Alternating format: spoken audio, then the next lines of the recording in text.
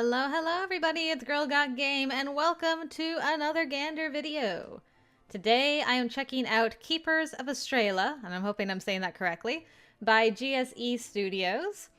Gwen, who's from GSE Studios, reached out to me and asked if I would like to check out this visual novel. And I said yes. Unfortunately, I wasn't able to time it in time for the release of the game, which was a couple weeks ago, but I'm excited to finally be checking it out now, and thank you to Gwen for sending me a key so I could do so. So the storyline for this is, Eva has a world inside her head, the land of Astraela, where darkness and corrupted beasts threaten eternal doom. Vivid dreams have given her 4 books as an up-and-coming author, but when undead friends appear on Earth for a killing spree, she is caught in the crossfire between dreams and reality. I think I said friends. It's supposed to be fiends. There's no R in that word. Undead fiends. I was like, friends? Whoa, what? Words. Undead fiends appear on Earth for a killing spree. She is caught in the crossfire between dreams and reality. These creatures shouldn't exist outside the pages of her book, and neither should Emrys, the fictional hero who slips in from the shadows to tell her that Astraela is facing its ultimate destruction.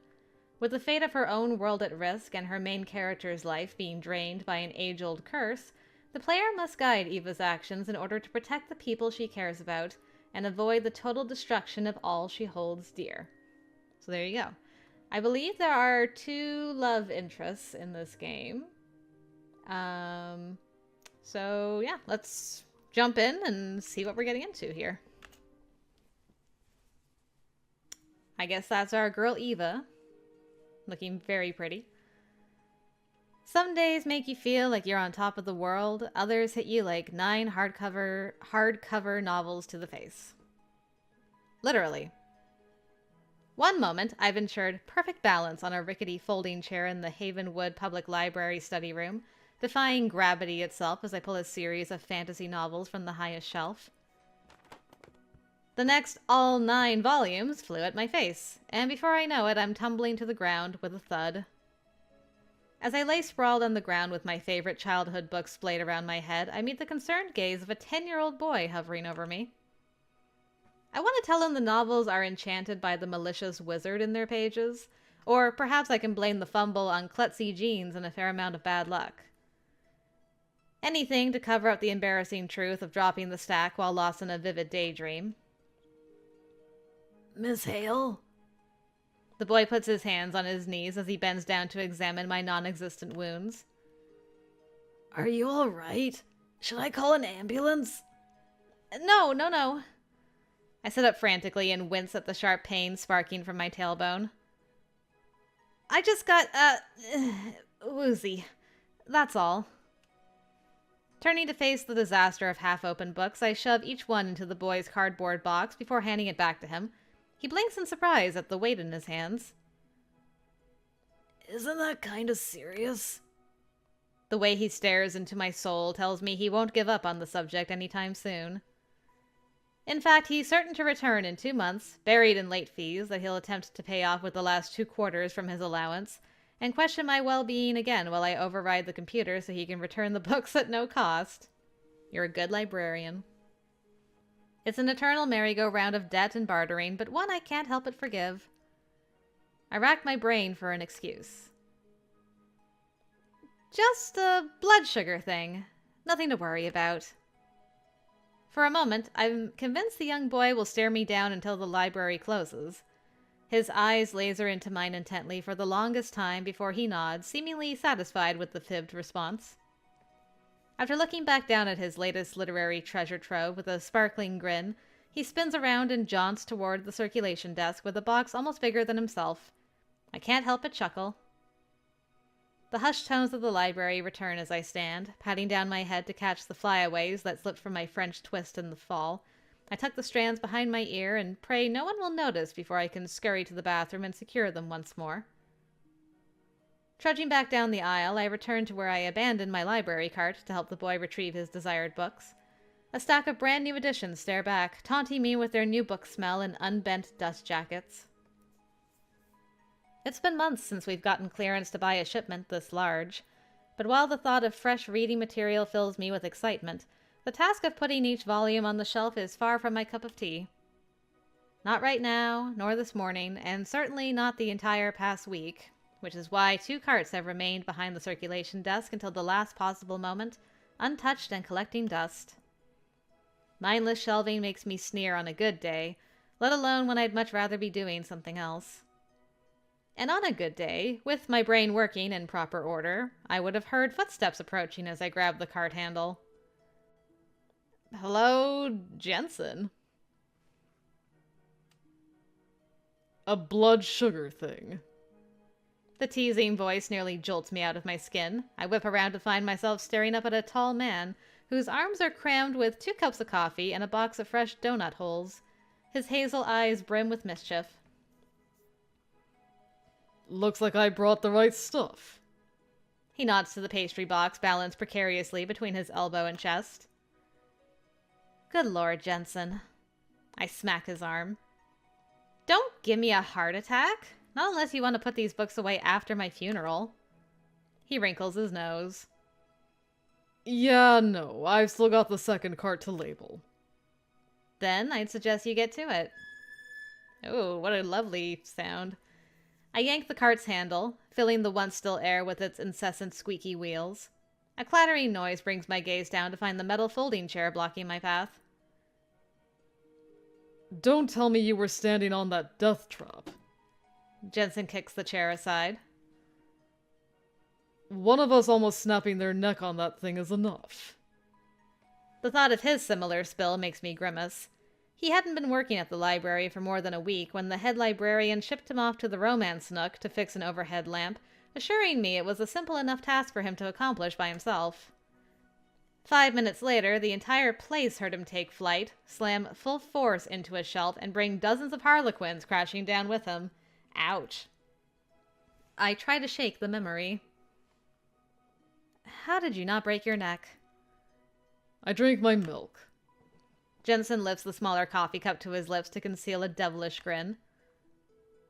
Good for you. At least all I'm walking away with is a sore tailbone and a bruised ego. You could have used the stepladder from the maintenance room. 6 months working together and you expect me to drag my butt to the other end of the building? I think not.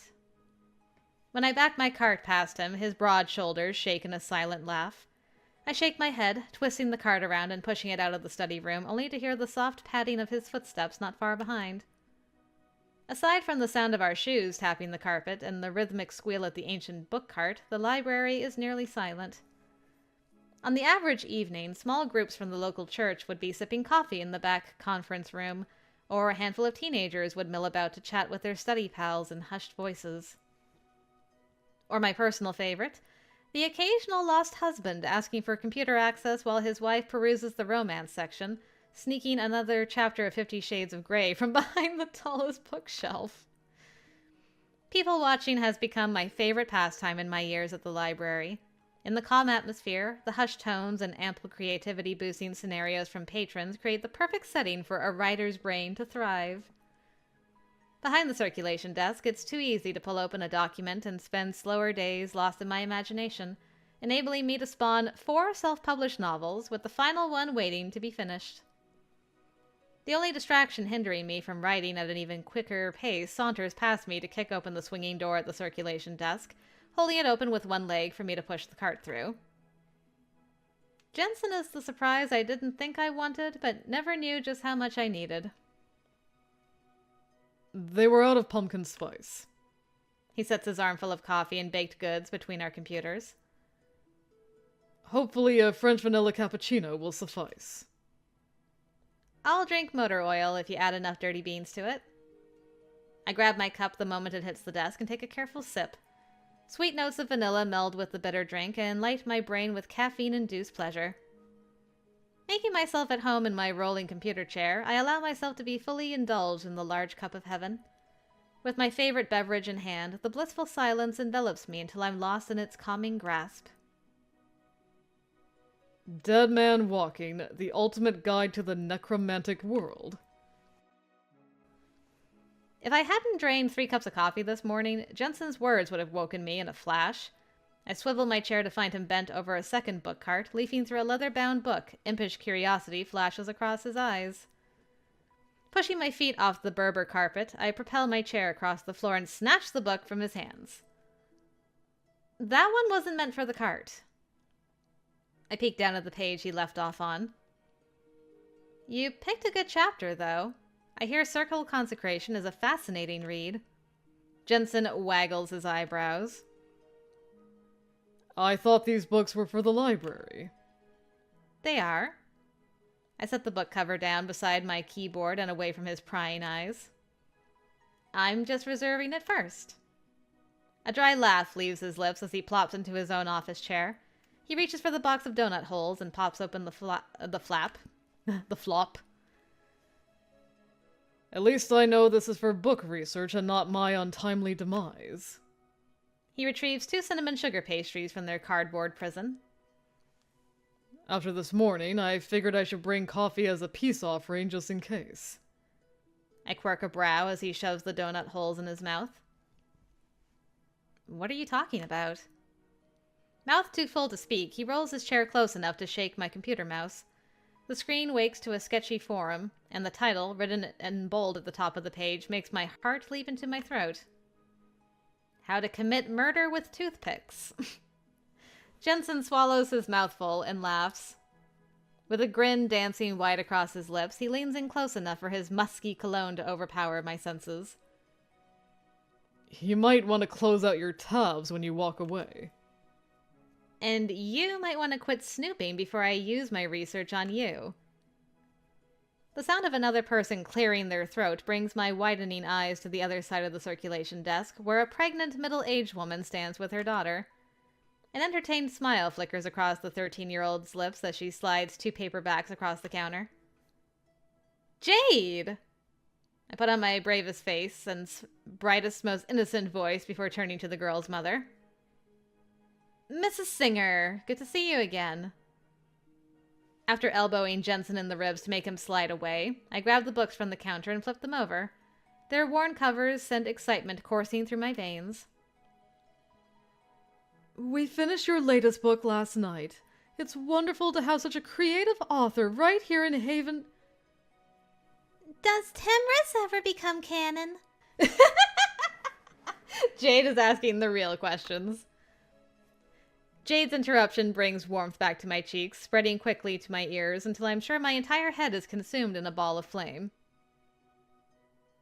A soft laugh from Jensen brings no comfort, and when I fire a pointed glare in his direction, he quickly averts his eyes to his snack. When I turn back around, Jade has leaned so far over the counter that I'm sure the raven-haired girl will fling herself across it in a frenzy for answers. Come on! Jade's dark eyes widen with excitement. I won't tell anyone. It's gotta happen soon, right? Jensen mutters under his breath, just low enough for me to hear. They've only had sexual tension for 4 books. Everyone around me must be able to feel the heat radiating from my skin as I swallow down my mortification. It's these moments when I wish I could fake a computer crash and call on the head librarian to fix the issue while I hide in the break room clutching the cappuccino to my chest. That excuse came to a halt 3 months ago when I took over as Mrs. Prescott's second in command. She won't take kindly to my excuses. A writer never reveals her secrets. My voice came out in a much higher tone than I expect. You'll find out how Tana and Emrys' stories end when the last book comes out. It'll actually answer everything? Like, everything? I rubbed the back of my neck. The only thing worse than my coworker whining about my character's lack of intimacy is a theory-loving kid full of questions. What do you mean? I avert my eyes to check the books back into the system. Jade scrunches up her nose. Some of it doesn't match up. Like Tana's friend, Amaya? She's been popping in and out of every book, and we still don't know what she is or why she's there. And if Emrys is a phoenix, why can't Tana touch him? Isn't he, like, immortal? As I struggle to untie the knot constricting my tongue, Mrs. Singer passes me an apologetic smile. but the squeaking of Jensen's chair only furthers my desire to disappear from the conversation. He leans against the desk to rummage through his donut box again with a knowing grin. You'll be more than satisfied. Eva's got an incredible ending on her hands. With toothpicks. One swift kick to the shin makes him wince. He shoves the food in his mouth and glowers at me, but doesn't press the subject further. Thankfully, when I turn my attention back to our patrons, the young girl has backed away from the counter with slightly less skepticism in her eyes. Mrs. Singer pats her daughter's shoulder. See? You'll find out the ending soon enough. If she ever puts the book out. Please, Miss Hale, try to finish it before my baby sister steals all the attention. After a stern glare from her mother, the girl straightens her posture and looks down at the floor. Mrs. Singer mouths a quick, "I'm sorry," to us before we exchange goodbyes. Her sympathetic eyes linger in my memory, even after they scurry off toward the study room. The room relapses into hushed tones, silent except for Jensen sipping his coffee. I try to ignore him, staring at my reddened face while I finish checking my novels into the computer. When I set the books off to the side, my eyes linger on the covers, bent and cracked from use. I take it the ending isn't going well. Bringing my fingers to my temples, I massage them slowly to ease their dull throb. If by not going well, you mean me slamming my head against the keyboard, hoping it'll produce something better than what I've written, then yeah, I don't think it's going well. Kinda wondered why you needed that spell book over there. Jensen nods to the textbook beside my keyboard. Need to revive dead inspiration.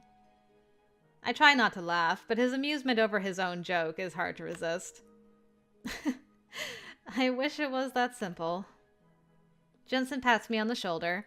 He sneaks a sideways peek into his pastry box, and after brief hesitation, holds it out to offer the last 2 donut holes. I shake my head, and he plucks them out for himself.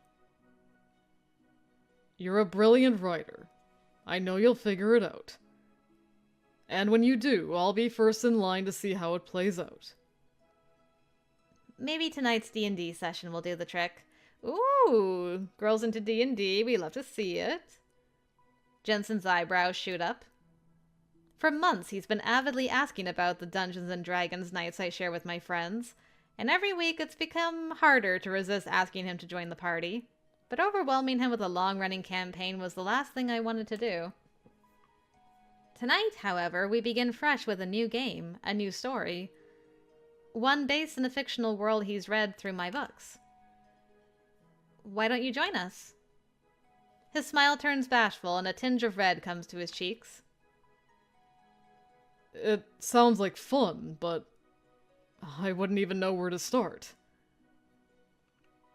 Come on, man. Oh, come on.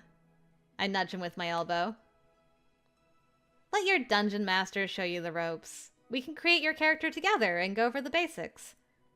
You know Bobby will help you learn anything on the fly. Jensen laughs at the mention of my longtime best friend. A mixture of sass and sunshine. I love that. Bobby has managed to worm her way into his introverted heart.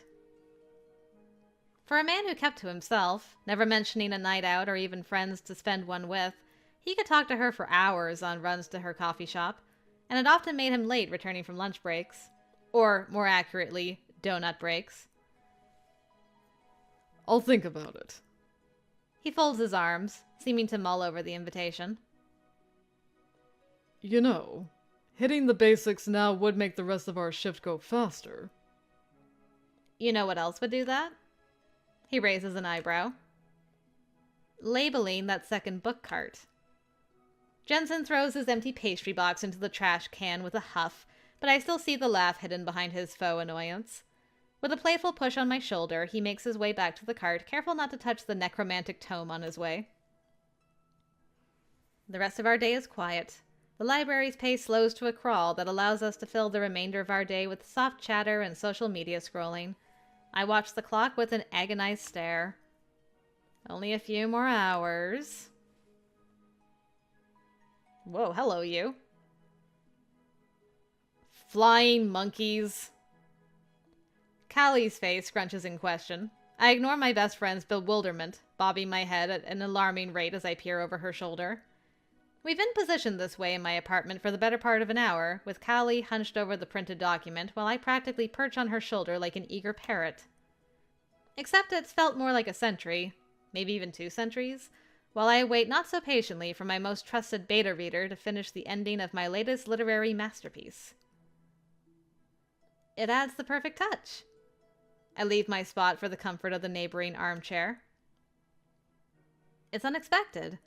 When the undead monkeys attack, the guild will have no choice but to side with the necromancers and save Astraela. Kali blinks, her tired eyes unfocused while they search my expression.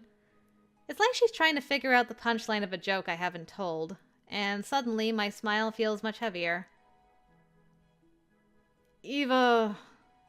She drums her fingers on the arm of her chair. I get where you're coming from. I do.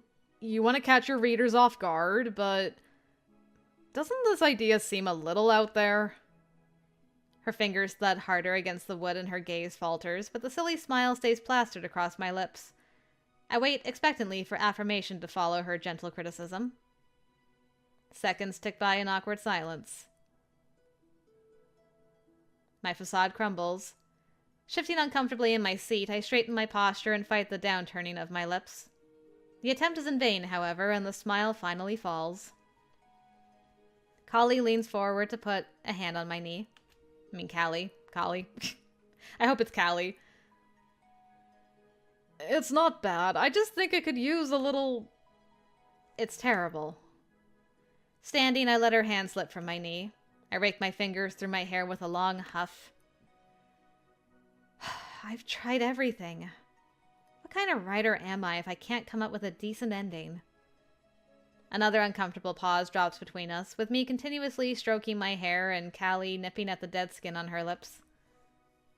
Our eyes avert to the floor, the wall, the collection of pop culture knickknacks scattered along the shelves of a nearby bookcase. Anything but each other. I swipe at my watering eyes. If it wasn't for the company sitting across from me, and the promise of another friend joining us at any moment, I would race to my room for solitude. The recliner squeaks as Callie stands, placing a gentle hand on my shoulder. You have a gift. Her voice has dropped to a softer, more encouraging tone. You'll get this book finished eventually, but you can't settle for any ending that comes along. It has to be the right fit. And what's that? Because I'd really like to know. That's up to you to find. But building up a 5-book war between light and dark and ending it with a peaceful handshake over flying monkeys isn't the ending you're looking for. She's right, and I know it. Lately, it's felt like every word I type is wrong, and writing one paragraph of presentable material is like pushing against a brick wall. After multiple attempts, the defeat has settled so deep into my bones that I've nearly resigned myself to never finishing the series. A gentle shoulder squeeze brings my gaze back to Callie's eyes, so plagued with concern that their usual blue has faded to a stormy gray. Maybe you need a break. Have a break, have a coffee. What I need is some strong coffee and a rousing game of Dungeons and Dragons. With that, I shake her hand away and give her a reassuring smile, as if my soul hasn't crumbled to dust under the weight of my wavering creativity. I turn away to conceal the fraudulent expression, making my way across the cramped living quarters and through the archway on the far end of the room. Safely in the confines of my kitchen, I let loose a heavy sigh and select my favorite dark roast from the countertop rack of single-serve pods. Maybe this really is my problem after all. Maybe I can chalk this afternoon's god-awful writing session up to drinking far less coffee than the average day and start over with a fresh mug. There you go, see? It could just be that. Seconds pass before the air is saturated with the soothing aroma of my favorite brew. It trickles steadily into a custom-made tankard, one with the Astraelan sigil burned into its wooden sides in intricate detail. That's really cool.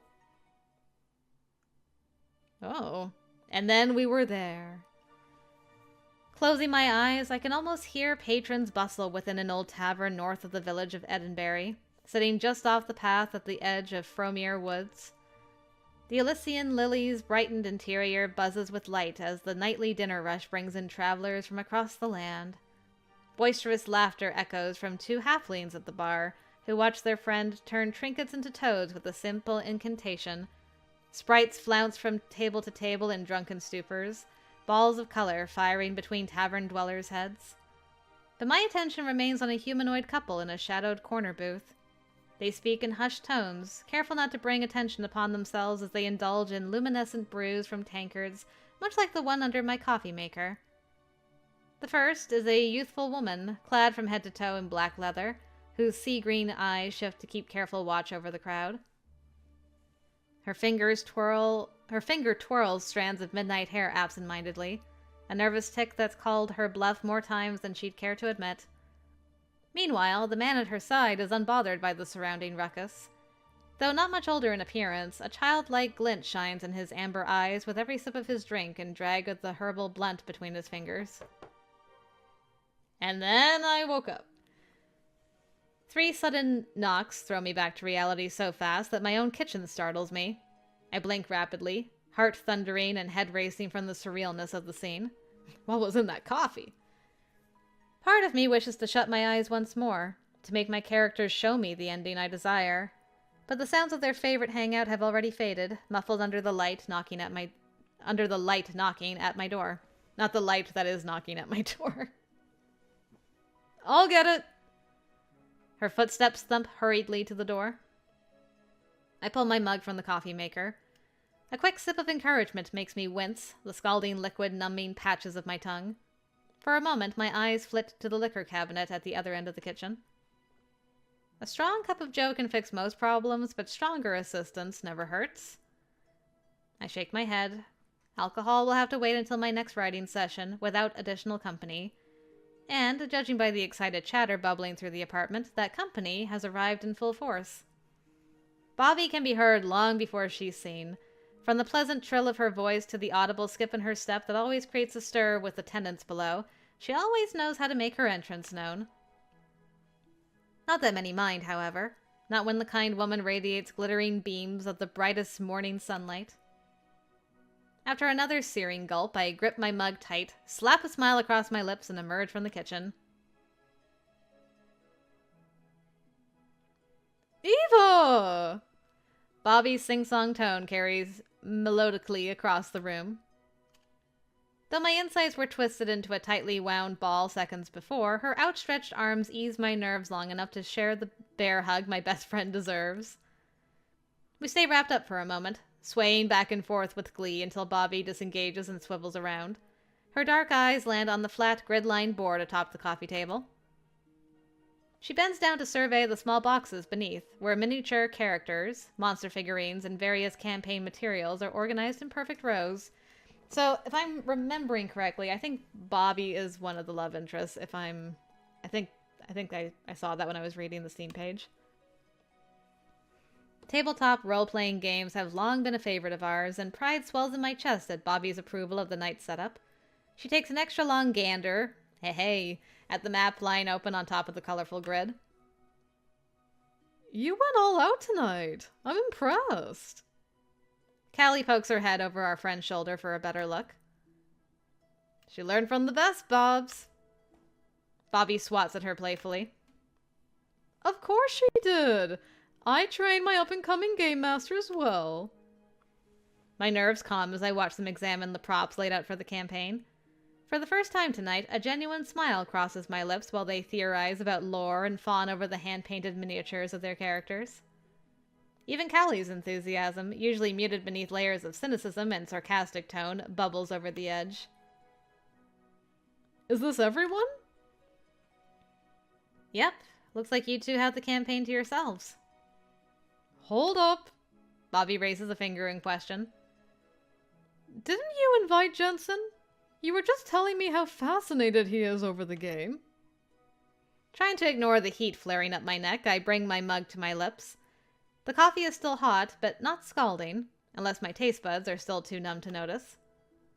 As I lower my drink, Bobby's relentless stare is matched with an all-knowing grin. If I didn't know better, I'd swear you're disappointed. Here we go. I thought it'd be fun. I find myself unable to look directly at either of my friends. He's a great guy, but he doesn't seem to have anyone to hang out with when he leaves work. Just thought this would give him some company. Bobby's gaze is searing. As the oldest member of our group, she's been around the block enough times, whether in relationships or most other parts of life I've yet to experience, and words alone are never enough to fool her. Yet, for some godforsaken reason, I've never stopped trying. What? My blush rises, no matter how hard I try to suppress it. When Bobby's grin stretches wider, I know it's all over. Oh, hon. It wasn't just a kind thought, and you know it. I don't know what you're... Don't stand there like you're innocent. Bobby wags a finger in my direction. You two stop by my coffee shop every day without fail. That man knows how to order your perfect brew based on the day, your mood, the phase of the moon. Don't you try to tell me he isn't someone special. I gnaw on my lip until the taste of blood hits my tongue. I quickly glance over to Callie, hoping to find assistance with at least one person in this room, but she only shakes her head and laughs. It's nice to know I can only count on myself in moments of sheer awkwardness. Jensen is a great guy. He's just not my type.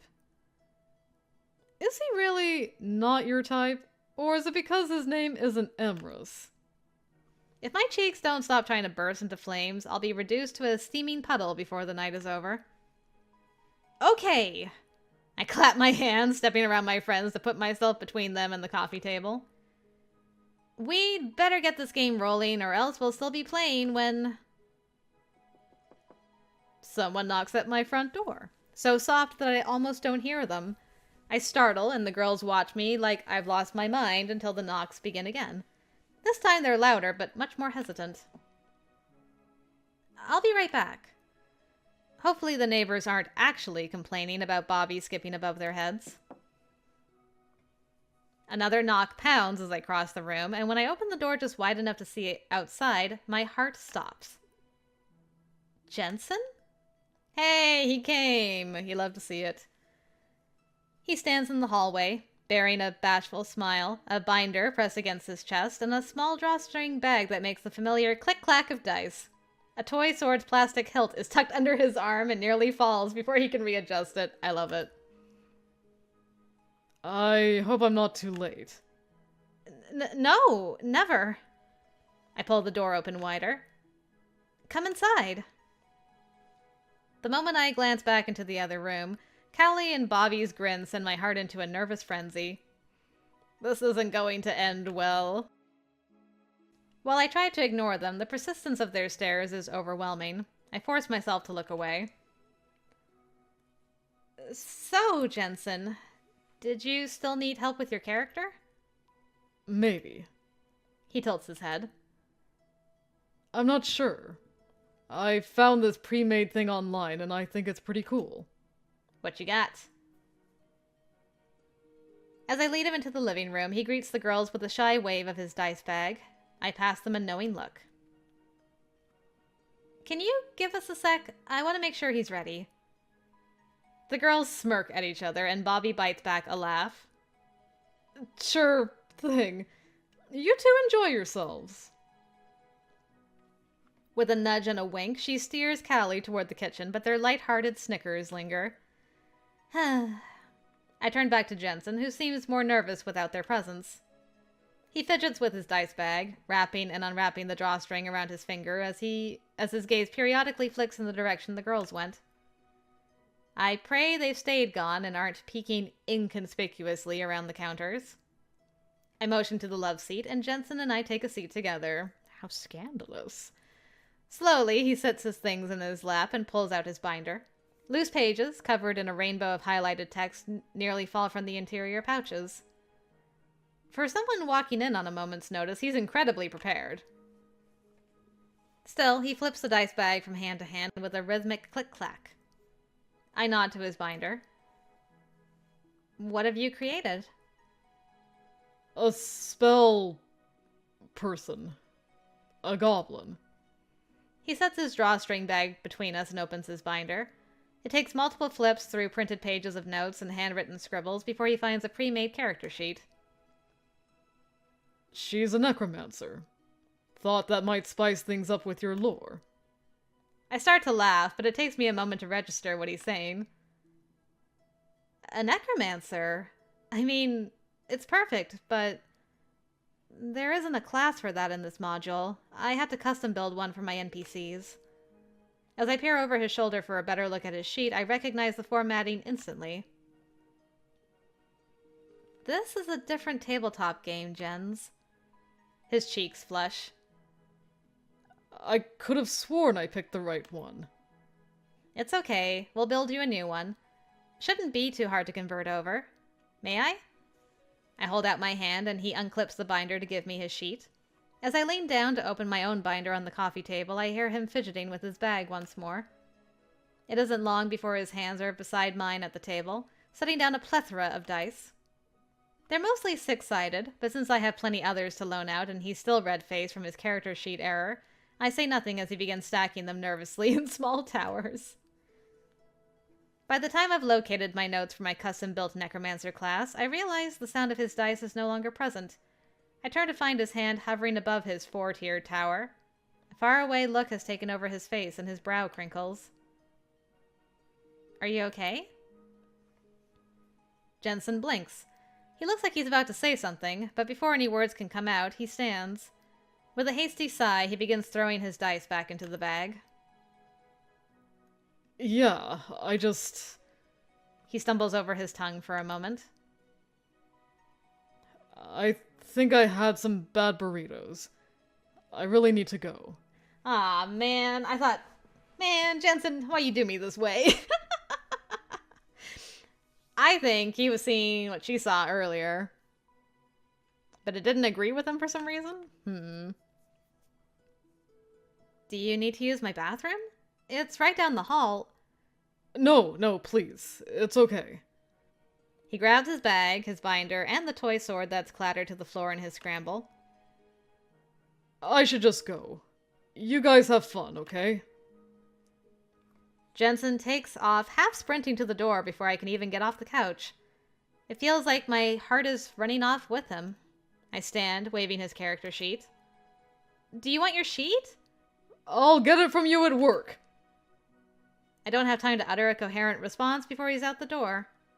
My chest feels like it's caving in, and it's all I can do to not follow him. Thankfully, before I have the chance to attempt a chase down, Bobby peeks around the kitchen archway. Her once giddy smile has fallen. What happened? I don't know, I want to say, but the words refuse to leave. I stare at the front door as if it will somehow make Jensen walk back inside. But it doesn't. I guess he's not feeling well, I say finally. I don't believe myself, or Jensen for that matter, but I try to force a smile anyway. Bobby sees through it. She rushes back in with Callie in tow, but when I turn to her, I shake my head before she can offer her usual hug. It's fine, really. Let's start, okay? I sit back down, not giving them a chance to respond while I fan through my pages of notes. Carefully, I tuck Jensen's character sheet near the back. I'll work on it later. Maybe, on a night with proper preparation and no embarrassment on his end, he'll stay. At least that's what I'll tell myself. From the corner of my eye, I notice Callie and Bobby share a concerned look before seating themselves around the table. As they ready themselves for the game ahead, pulling out their own character sheets and snacks from their bags, I take a deep, calming breath. It's just another story. You're just writing out loud. Surely it can't be much different, since the campaign is tailored around the one story I can tell in a heartbeat. My own. It's a trial run, meant to test a fully customizable game based on the book series, and donned with the same name, The Keepers of Astraela. And providing I succeed at bringing the story to life on a battle map, the game will eventually grace my blog for readers to enjoy. Once my friends settle, I snag my notebook from under the table and stand. Public speaking is a familiar task in my line of work, but the curious stares of my companions make the nerves swirl faster in my chest. Welcome, dear travelers, to the land of Astraela. My voice comes out clearer and stronger than I expect as my instincts break through the sudden stage fright. For centuries, common folk have entrusted their protection to the Luxanima Guild, a league of warriors tasked by the king to rid the land of evil. Callie is already at work, hastily jotting down every word in her leather-bound journal. Bobby scoots to the edge of her chair with a proud smile that makes my lingering nerves dissipate. Since the dawn of civilization... Oh, hold on a second. What? Hold on. Sorry, my phone just decided to be weird. There we go. Okay. We're good. Since the dawn of civilization, necromancy has been considered the darkest form of magic. The guild has taken pride in executing camps of necromancers, leaving nothing but ash and screams on the wind, nothing usable for reanimation by others of their kind. Despite their efforts, a new foe has risen, a darkness unseen by man since the day heaven and hell were separated. While many believe this is the necromancer's plot to grasp the powers of hell and seek revenge on the guild, you do not. Even the sound of Callie's pencil scraping against paper stops at my words. I can hardly contain the excitement swelling inside my chest. You believe the only way to banish the darkness is by finding someone with the power to control it.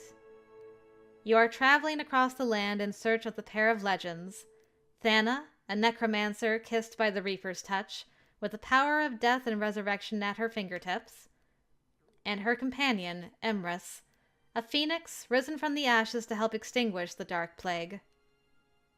Only once your heroes are found. All around, flashing lights add to the ambience, causing Callie and Bobby to sit up at attention. I pause, fingers gripping the edges of my notebook. We can still play without electricity, but the last thing I need to deal with is another outage. It's been an ongoing issue for far too long, ever since the storm that battered the town's park months before. Shaking my head, I glance back at my notes, but the ongoing flashes and beeps from various electronics keep me from continuing, until a series of loud, slow robotic tones emanate from Bobby's back pocket. Eyes widening, she scrambles to grab her phone. Her jaw goes slack at the lit-up screen, and she jumps to her feet, expression wild with panic. What's wrong? Bobby shakes her head, sending a cascade of curls in every direction. It's my security system. The color drains from my face until I nearly match Callie's pale hue. I drop the notebook into my lap. For the coffee shop? Bobby nods, snatching her bag from the floor and slinging it over her shoulder. Someone's trying to break in. I mean, I feel like I should go with her. As Bobby starts to retreat, I grab her arm. She turns back to me with reddening eyes. You shouldn't go alone. The police will be there, Eva. I'll be fine. I stare her down until she stops. Physical safety aside, I can't stand the thought of my friend facing something like this alone. Her life's work has gone into the coffee shop. If someone has broken in...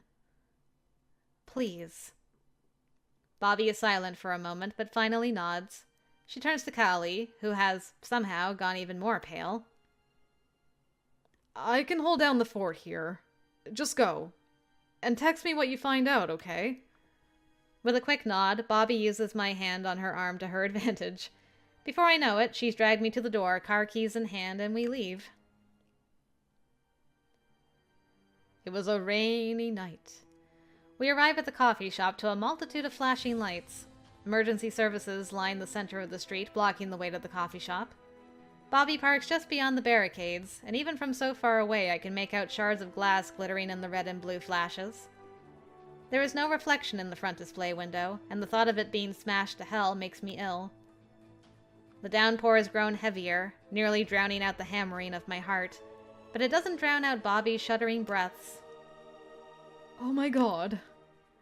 We scramble out of the car and down the sidewalk as fast as our legs can carry us. My thoughts whir a mile a minute. If someone has been inside the coffee shop, what's happened to Bobby's upstairs apartment? It was more than a business. It was her home. An officer stands beside one of the street lamps, and the moment he sees us, he steps in our way. Ladies, this is an active crime scene. I need you to turn around. Bobby nearly runs into him before she screeches to a halt. She begins scrambling for the wallet from her bag.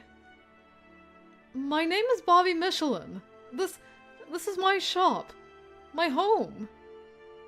Wallet in hand, she tries to flash her ID and push past the officer, but he stops her before she can charge. I'm sorry, ma'am. You can't go inside. The officer's voice drones on, but the sound becomes muddled into the background, intermixed with the scratching of staticky radios and the murmurs from other emergency personnel. The bitter rain chills me to the bone.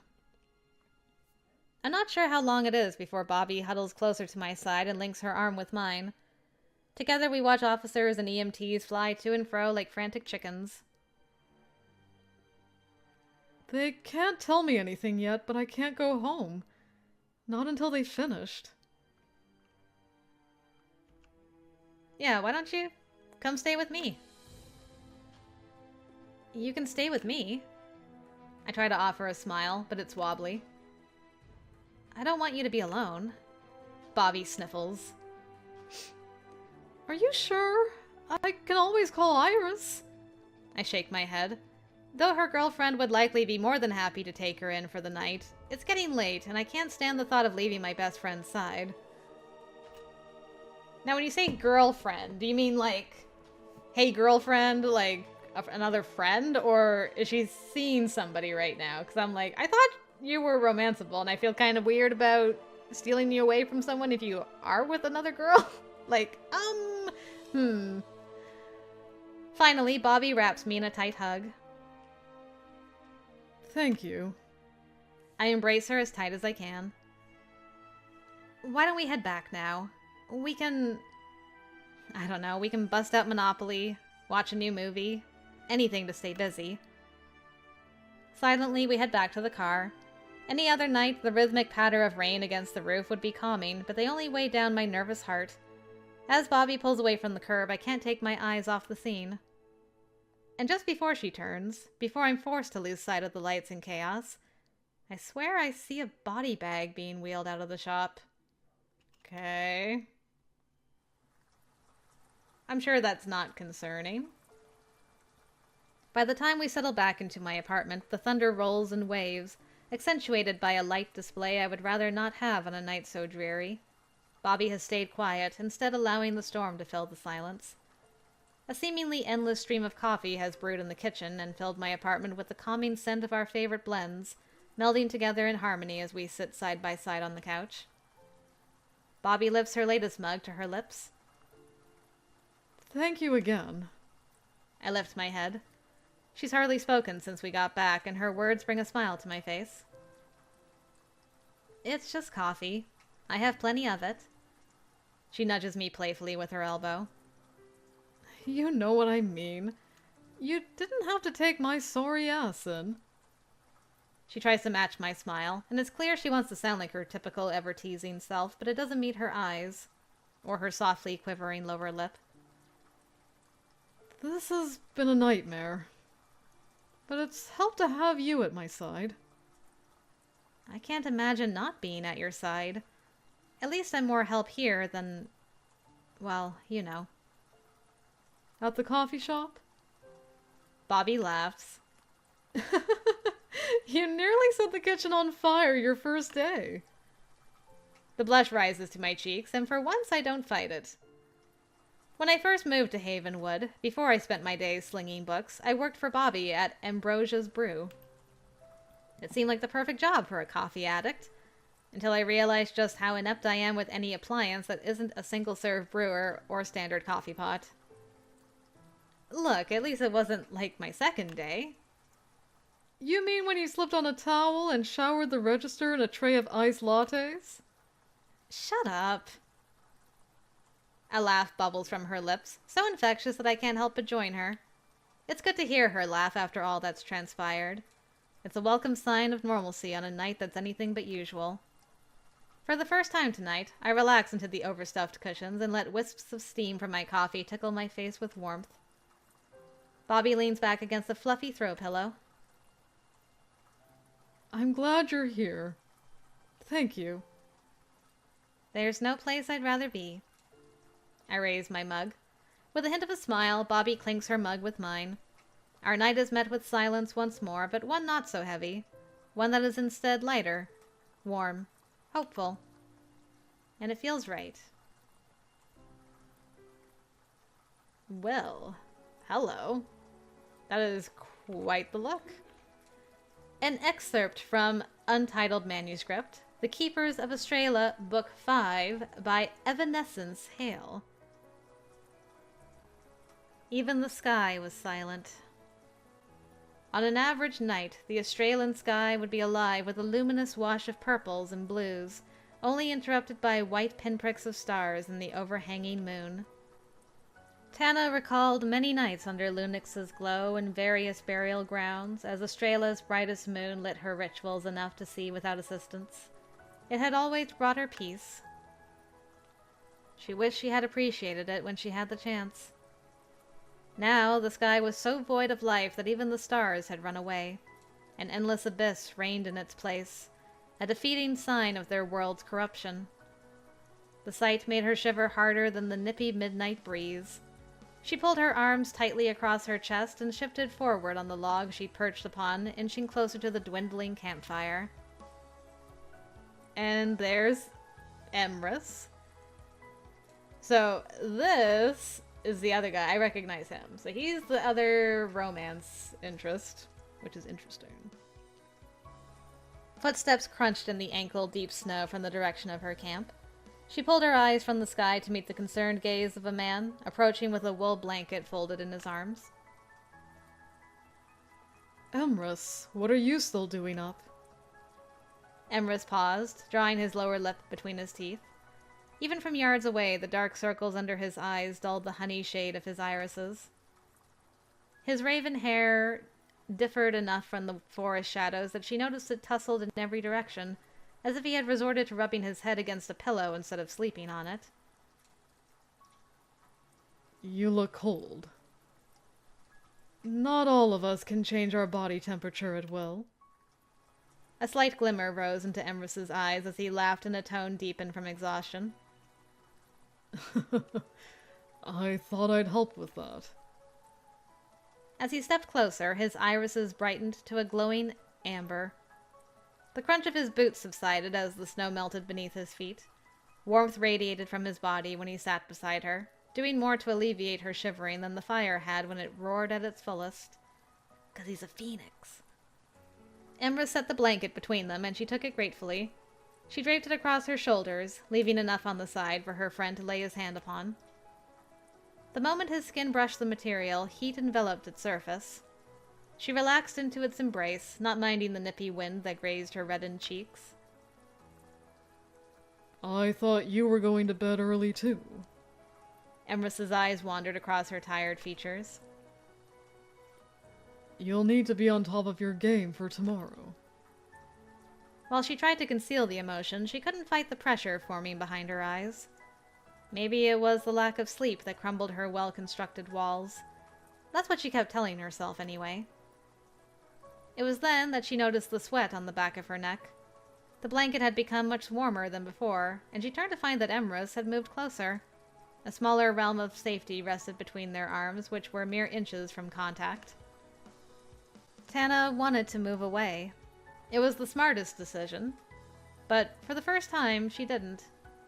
Instead, she smiled, enjoying the closeness of the man she'd grown so fond of in their years together. I wanted to take in the night. It's actually quite beautiful. Says the woman who makes fun of me for wandering the woods after dark. Tana feigned offense with a slack jaw, but the grin on his lips was too powerful to resist. Of all the things she'd noticed the true beauty of that night, The man beside her was the finest example. I've never understood you. You're immortal.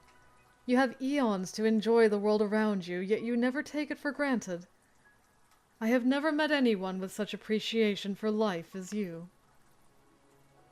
She turned to face the sky again, searching. A foolish part of her wanted, no, needed, to find life in its void, but she was met with the same emptiness. The pressure behind her eyes strengthened until she felt moisture pooling from her tear ducts. Though she tried to blink the feeling away, her tears broke free and slipped down her cheeks. Knowing you could die at any moment puts things into perspective. Tana wiped her face with the edge of her blanket. I want to take it all in before I'm gone. The crickets, the grass rustling in the wind, the crackling of our fire. Every bit of it.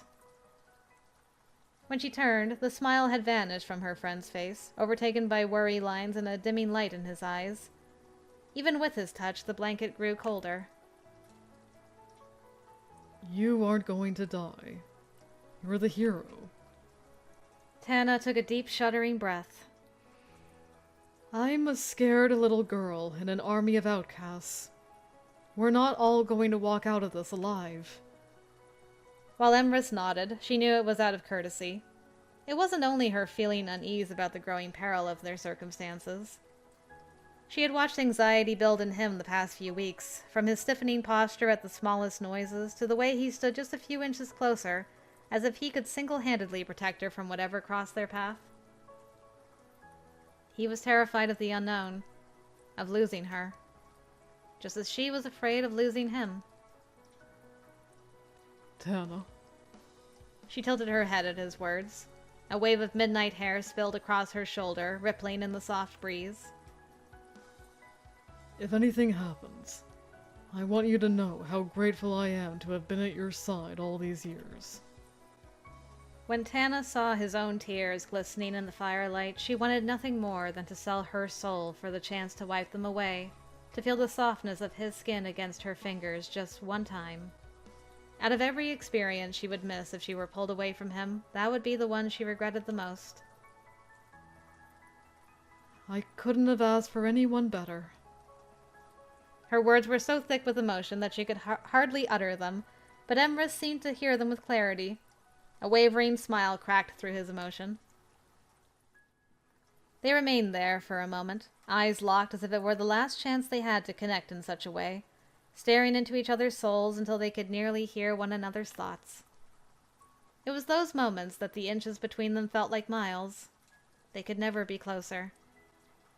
As much as Tana wanted to believe he was truly immortal, the Reaper's touch was too great a risk. If anything happens, there's something you should know as well. Emrys nodded in silence. Tana could hardly stand the sight of his dimming eyes as the blanket across her shoulders grew frigid. It was time. More than time.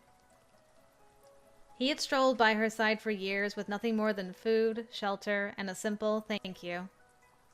Despite every unfortunate circumstance she had unknowingly dragged him into, he had been the only person to never abandon hope. He had stayed beside her with a smile on his face and endless kind words to nourish her soul. Tana had fought herself for so long, not wanting to release the words. But how much longer would she have the opportunity? When would her last chance pass them by? Tana gazed deeper into his eyes, holding on to what little color remained in them. Oh, she did it! Let's go! I was invested in this after Jade was like, is it gonna become canon? I'm like, is it becoming canon right now? Let's go! I love you. But he rejected her because of her, maybe? Oh my goodness. But I think I'm going to have to end it there for today, guys. That's about the first hour of this game. I'm invested. It actually reminds me a lot, vibes-wise, of excuse me, of Gilded Shadows a little bit. Something about the art and the way things are written. It's just like, it's really well done. I really like this world that's being created. The characters are very natural, the way they interact with each other and everything. So yeah, I enjoyed that a lot. Thank you once again to Gwen for asking me to check out Keepers of Astraela. I hope you guys enjoyed it. If you would like to check it out for yourself, I'll have links to Steam and Itch.io down below, as well as GSE Studios' Linktree if you want to go check out more of their stuff.